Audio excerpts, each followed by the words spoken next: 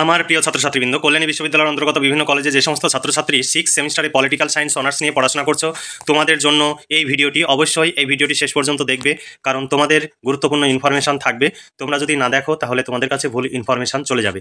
চলো দেখে নিই 6 semester political science honours CC 13 অর্থাৎ 13তম পত্রের সাজেশন ইন্ট্রোডিউসিং পলিটিক্যাল সোসিওলজি, এই সিলেবাসের উপরে তোমাদের আজকের সাজেশন। 5 ও 10 মার্কের প্রশ্নের সাজেশন 2024, অর্থাৎ তোমাদের জুলাই আগস্ট মাসে পরীক্ষা হবে, সেই জন্য 2024 উল্লেখ করা হয়েছে। তোমরা যদি এই প্রশ্ন যে সাজেশন আমি আপলোড করছি বা তোমাদের সামনে উপস্থাপন করছি, এই সাজেশন অনুযায়ী যদি প্রশ্ন উত্তরে PDF কপি পেতে চাও তাহলে 250 টাকা পেমেন্ট করতে হবে। শর্ট প্রশ্ন এবং বড় প্রশ্ন উত্তর সহ কমপ্লিট পেয়ে যাবে, এবং বাকি পেপারগুলোও তোমরা পেয়ে যাবে প্রতিটি পেপারের জন্য 250 টাকা করে। এবার চলো দেখে নিই তোমাদের যে সিলেবাস, সেই সিলেবাসটি প্রথমে দেওয়া রয়েছে। তোমাদের 6টি অধ্যায় রয়েছে, 6টি অধ্যায় থেকেই সাজেশনে প্রশ্ন রয়েছে। দেখো, প্রথমে সিলেবাস দেওয়া আছে, এটাই তোমরা PDF কপি, এটাই তোমরা পাবে।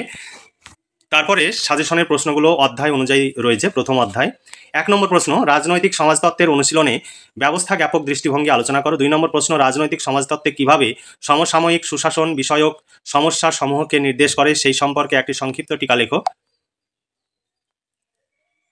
3 নম্বর প্রশ্ন, রাজনৈতিক সমাজতত্ত্বে আচরণবাদী দৃষ্টিভঙ্গির সীমাবদ্ধতা সম্পর্কে আলোচনা করো। 4 নম্বর প্রশ্ন, সমাজতত্ত্ব রাজনীতির সমাজতত্ত্ব এবং রাজনৈতিক সমাজতত্ত্বের আন্তঃসম্পর্ক বিষয়ক একটি সংক্ষিপ্ত টিকা লেখো। 5 নম্বর প্রশ্ন, রাজনৈতিক সমাজতত্ত্বের পরিধি ও বিষয়বস্তু সম্পর্কে আলোচনা করো। তোমরা এই সমস্ত প্রশ্নের উত্তর পেয়ে যাবে এই PDF কপিতে। শর্ট প্রশ্ন বড় প্রশ্ন কমপ্লিট পেয়ে যাবে। আর এখানে তোমরা একটি করে প্রশ্ন দেখতে পাচ্ছ, কিন্তু যে PDF কপি, সেই PDF কপিতে একাধিক অথবা প্রশ্ন রয়েছে, যার ফলে তোমাদের পরীক্ষায় যেভাবেই প্রশ্ন আসুক না কেন তোমাদের সেই প্রশ্নের অ্যান্সার করা অনেকটাই সহজ হবে। আর তোমরা এই সমস্ত প্রশ্নের উত্তর সংগ্রহের জন্য বিভিন্ন জায়গায় ছুটে বেড়াও, তার জন্য তোমাদের প্রচুর অর্থ ব্যয় হয়। তোমাদের অনার্সের 4টি পেপার রয়েছে, কিন্তু একটি পেপার প্র্যাকটিক্যাল হয়। তোমাদের 3টি অনার্স পেপারের পরীক্ষা হবে। তোমরা 3টি অনার্স পেপারের নোটস মাত্র 750 টাকায় পেয়ে যাবে। 750 টাকায় একদম কমপ্লিট নোটস পেয়ে যাবে। এর বাইরে তোমাদের কিচ্ছু পড়তে হবে না, পরীক্ষায় সমস্ত প্রশ্নই কমন পেয়ে যাবে। তাহলে তোমরা এখান ওখান ছুটে না বেরিয়ে সময়ের এবং অর্থের অপচয় না করে তোমরা আজই যোগাযোগ করো এবং নিচে দেওয়া হোয়াটসঅ্যাপ নাম্বারে যোগাযোগ করো, অথবা ফোনে কথা বলে নাও, তারপরে নোটস সংগ্রহ করে নাও। তোমরা সমস্ত পেপারের নোটস পেয়ে যাবে। আমাদের নোটস রেডি হচ্ছে, অভিজ্ঞ শিক্ষক মণ্ডলী দ্বারাই এই সমস্ত নোটসপত্র রেডি হয়, তাই তোমাদের কোনো রকমের চিন্তা নেই। তোমরা শুধু এই নোটসগুলো মুখস্থ করবে এবং পরীক্ষার জন্য প্রস্তুতি নেবে। তাহলে তোমাদের যে সময়ের অপচয় হয় এবং অর্থের অপচয় হয়, অর্থের যেমন সাশ্রয় হবে তেমনি তোমাদের সময়েরও সাশ্রয় হবে। তোমরা সেই সময়টি নিজস্ব পারিবারিক কাজে ব্যবহার করতে পারো বা অন্যান্য কাজে ব্যবহার করতে পারবে। এবার চলো দ্বিতীয় অধ্যায় থেকে প্রশ্ন। 6 নম্বর প্রশ্ন, শ্রেণীভিত্তিক স্তর বিন্যাসের বিভিন্ন দিকগুলি বিশ্লেষণ করো। 7 নম্বর প্রশ্ন, সমসাময়িক কালে ভারতের জাত ব্যবস্থার অবক্ষয়ের কারণ সমূহ সংক্ষেপে বিবৃত করো। নিচে দেওয়া হোয়াটসঅ্যাপ নাম্বারটি ফোনপে এবং গুগল পে নাম্বার, এই নাম্বারই তোমাদের পেমেন্ট করতে হবে। পেমেন্ট করার পর পেমেন্টের রিসিভ কপিটি হোয়াটসঅ্যাপে পাঠিয়ে দেবে এবং তোমার কোন পেপার, সেই পেপারটি উল্লেখ করে দিলেই তোমাকে সঙ্গে সঙ্গে প্রশ্ন উত্তর PDF কপি পাঠিয়ে দেওয়া হবে। তারপর 8 নম্বর প্রশ্ন, দেখো আধুনিক ভারতের জাত ব্যবস্থা টিকে থাকার কারণ সমূহ ব্যাখ্যা করো। 9 নম্বর প্রশ্ন, জাতি ও শ্রেণীর মধ্যে পার্থক্য লেখো। 10 নম্বর প্রশ্ন, ভারতের জাত শ্রেণী ও রাজনীতির আন্তঃসম্পর্ক ব্যাখ্যা করো। 11 নম্বর প্রশ্ন, প্রতিনিধিমূলক রাজনীতি ভারতের জাত ব্যবস্থার অপসারণ ঘটাচ্ছে, উত্তরের সপক্ষে যুক্তি দাও। তৃতীয় অধ্যায় থেকে প্রশ্ন দেখো, রাজনৈতিক কর্তৃত্বের বিভিন্ন ধরন সম্পর্কে আলোচনা করো। 13 নম্বর প্রশ্ন, কর্তৃত্বের সীমাবদ্ধতার উপরে একটি সংক্ষিপ্ত টিকা লেখো। 14 নম্বর প্রশ্ন, ক্ষমতার অবস্থান সম্পর্কে একটি সংক্ষিপ্ত রূপরেখা দাও। 15 নম্বর প্রশ্ন, ক্ষমতা রূপায়ণে প্রভাবের ভূমিকা বিশ্লেষণ করো। যেগুলো ইম্পর্টেন্ট মনে হয়েছে আমাদের অভিজ্ঞ শিক্ষক মণ্ডলীরা সেই সমস্ত প্রশ্নগুলোই রেখেছে, তাই তোমাদের অন্য কোনো প্রশ্ন নিয়ে চিন্তা করার প্রয়োজন নেই। এই প্রশ্নগুলো পড়লেই সমস্ত প্রশ্ন পরীক্ষায় কমন পেয়ে যাবে। 16 নম্বর প্রশ্ন, রাজনৈতিক ক্ষমতা ও রাজনৈতিক কর্তৃত্বের মধ্যে পার্থক্য লেখো। 4র্থ অধ্যায় থেকে প্রশ্ন। 17 নম্বর প্রশ্ন, রাজনৈতিক সুস্থিরতা ও পরিবর্তন আনয়নে রাজনৈতিক সংস্কৃতির ভূমিকা নিরীক্ষণ করো। 18 নম্বর প্রশ্ন, রাজনৈতিক সংস্কৃতির উপাদান সমূহ আলোচনা করো। 19 নম্বর প্রশ্ন, রাজনৈতিক সংস্কৃতির বিভিন্ন ধরন বা শ্রেণীবিভাগ সম্পর্কে আলোচনা করো। 20 নম্বর প্রশ্ন, রাজনৈতিক সংস্কৃতিতে প্রতীকের গুরুত্ব সম্পর্কে একটি সংক্ষিপ্ত টিকা লেখো। তোমরা এই সমস্ত প্রশ্ন উত্তর পেয়ে যাবে। মাত্র 250 টাকা পেমেন্ট করতে হবে অনার্সের পলিটিক্যাল সায়েন্স অনার্সের একটি পেপারের জন্য। তাছাড়া তোমাদের বন্ধুদের যদি বাংলা ইতিহাস অনার্স থাকে তারাও নোটস পাবে, এবং জেনারেল কোর্সেরও নোটস আছে।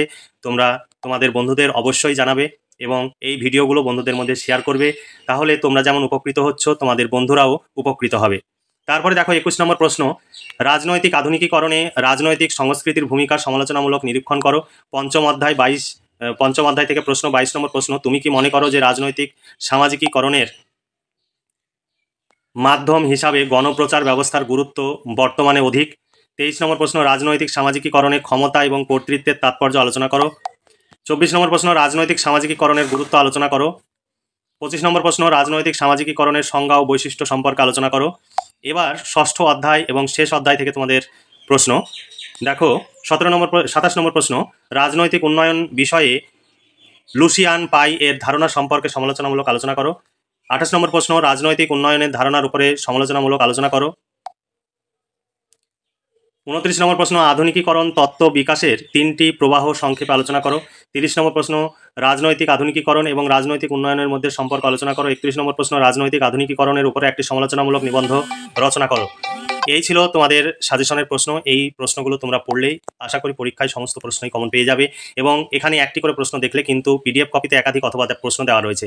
2023 সালে যে প্রশ্নগুলো পড়েছিল সেই প্রশ্নগুলো এখানে তুলে দেওয়া রয়েছে, তাই তোমাদের কোন সালে কোন প্রশ্ন পড়েছে সেগুলো তোমাদের ভাবার কোনো প্রয়োজন নেই, কারণ প্রতিটি প্রশ্নের শেষে সাল উল্লেখ করে দেওয়া রয়েছে এবং উত্তরগুলো পয়েন্ট আকারে লেখা রয়েছে। তোমাদের এইভাবে পয়েন্ট আকারে পড়লে মনে রাখা যেমন সহজ হবে, তেমনি সেইগুলো পরীক্ষার খাতায় উপস্থাপন করাও তোমাদের কাছে অনেকটাই সহজ হবে। এখানে দেখতে পাচ্ছ প্রত্যেকটি প্রশ্ন সুন্দর করে পয়েন্ট আকারে লেখা রয়েছে, তাই তোমরা দেরি না করে আজই এই নোটসগুলো সংগ্রহ করো। পুরোটাই কম্পিউটার টাইপ, আমাদের অভিজ্ঞ শিক্ষক মণ্ডলী দ্বারা এই নোটস তৈরি হয় এবং কম্পিউটারে টাইপ করা হয়। আমাদের প্রচুর খরচ, যে খরচের ন্যূনতম অংশ তোমাদের কাছ থেকে নেওয়া হয় যাতে আমাদের সেই খরচটা উঠে আসে। আর অনার্সের যেহেতু ছাত্রছাত্রীর সংখ্যা কম, আর আমাদের অনার্সের পেপারের খরচ তোলাটাই খুব কঠিন হয়ে দাঁড়ায়, তাই তোমরা কেউ দামাদামি করবে না। আমাদের কাছে কোনো রকমের দামাদামি হয় না, আর দামাদামি করে যদি একই কথা বারবার বলো তাহলে আমাদের পক্ষে সেই বিরক্তিকর মেসেজের রিপ্লাই দেওয়া সম্ভব নয়, তাহলে তোমার নাম্বারটি আমরা ব্লক করে দিতে বাধ্য হব। তাই দামাদামি না করে তোমাদের যদি প্রয়োজন মনে হয় তবেই হোয়াটসঅ্যাপ নাম্বারে যোগাযোগ করবে, আর যদি প্রয়োজন মনে না হয় তাহলে আমি তোমাদের রিকোয়েস্ট করছি হোয়াটসঅ্যাপ নাম্বারে যোগাযোগ করবে না বা মেসেজ করবে না। তাহলে আজকে এই পর্যন্তই। তোমরা খুব ভালো থেকো, সুস্থ থেকো এবং খুব ভালোভাবে পড়াশোনা করে পরীক্ষার প্রস্তুতি নাও। এই শুভকামনা জানিয়ে আজকের ভিডিওটি এখানে সমাপ্তি ঘোষণা করছি।